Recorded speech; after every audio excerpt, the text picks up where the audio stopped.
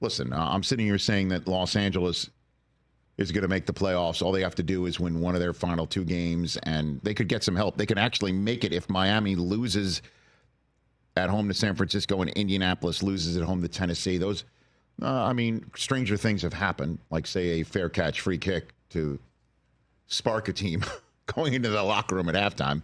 But Los Angeles is going to make it, and Denver had a win-in scenario this weekend. They're going to have another one next week. It is at Cincinnati, and then their last game is is home against Kansas City. So those aren't easy opponents, and but Denver should do it. I mean, I think they're going to do it. Denver can also, get into the playoffs if Miami, Cincinnati, and Indianapolis all lose this weekend. Cincinnati is at home taking on Denver. So, isn't that interesting? Pardon me, that's next week. That's Cincinnati. Next week, yeah. Cincinnati's at home taking on Cleveland. Yeah. So, listen, Denver should make the playoffs. And the one thing that I think you can see is Bo Nix is the guy. I mean, he's the guy. And that first half, that was a glimpse in potentially to your future when they had a running game going. They do it by committee, as we all know. 5 different guys ran a football for the Broncos last night, including Nix and Mims. The kid Estime, who will be no doubt in front of a television tonight rooting on his Fighting Irish against Indiana. He looks pretty damn good, too. If they said it during the game last night, if Peyton gets his Camara to Denver, then really look out. Really look out, because you could see that offense last night. They scored touchdowns 3 different times in that first half. They were tough to stop, man. Yeah, they were tough to stop. It looked like this was going to be over fast. And this is what will happen, I guess. I'm not putting it all on Nix here. Things just started to go awry defensively as well for Denver. But these things will happen. You'll get a choppy half here, a choppy half there, and the fact that they're 9-6 is truly something special. We said it going into the game. There's no reason to change it going out of the game. What this does is potentially put Denver on the road at a more stout opponent to start the playoffs once they do make it, because, again, the only team that could knock them out is somebody who's currently 6-8. They're 9-6. I mean, that would be a very tall order. But, this is Sean Payton after the – you got Bo Nix. Here's Bo Nix after the game. The good thing is my role is going to be pretty simple, because everybody in that locker room, every guy wants to already play next week, I think, at this point. We're all competitively frustrated, and I think we're excited for this opportunity. We know this next one's the most important, and we just want to, I think, go out next week and not feel this way again. I like this kid, man. I like him a lot. And, he joined Elway and Russ as the only Broncos players to have 3,000 passing yards and 300 rushing yards in a single season.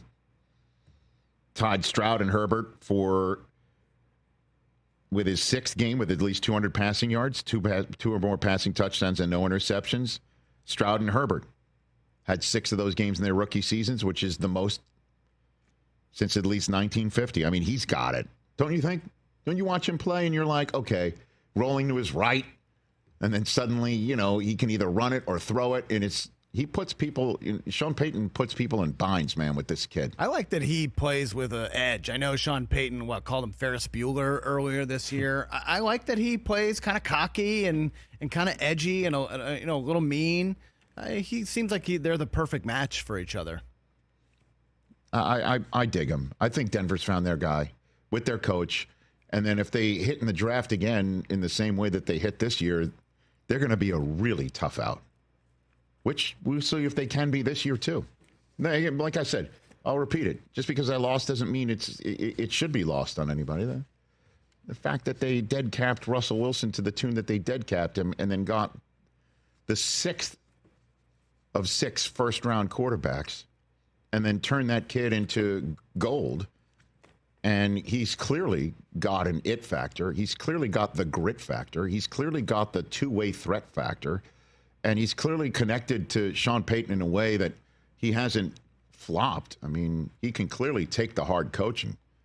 He can clearly take it. And, and he's got some weapons now, and you get him some more, and the defense gets even better. The future is really bright. And the fact that they're making it as him as a rookie, because they're going to make it. Like I said, it would have to be an absolute, not only collapse by them, but a significant turnaround of consistent success from one of the 3, 6, and 8 teams that haven't really shown that ability. Well, they have 2 hard games to finish the year. No, I understand it. It's not out of the realm. I understand. I know it's out. I feel good about them.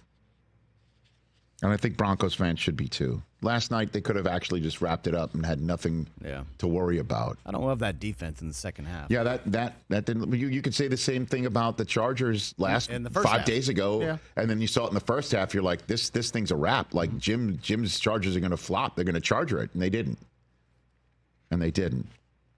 So Sean Payton probably should have went for it, right? On the 4th and 6 at midfield with like 4 to go. I mean, I was kind of surprised they punted, defense. Though. Just play defense. They had all 3 timeouts, and it was like 5 minutes to go. I didn't mind that one. Okay. I didn't mind that one at all. I mean, but then, a 6-play, 90-yard drive wrapped it, dude. That was it. 3rd and 10, Herbert scramble. Next play, Gus Bus 40 yards, and that's kind of a wrap. And then Hassan Haskins hit his head on the goalpost. Yeah. Give it up for Herbert. Give it up to the Chargers. Give it up to Jim. It's plussing him up. Plussed him up from 5 to 9, and he could get to 11. But that might just be the Chargers' last home game of the year, because they're going to be on the road to start the playoffs. Catch the Rich Eisen Show every single day on the Roku Channel, 12 to 3 Eastern, for free.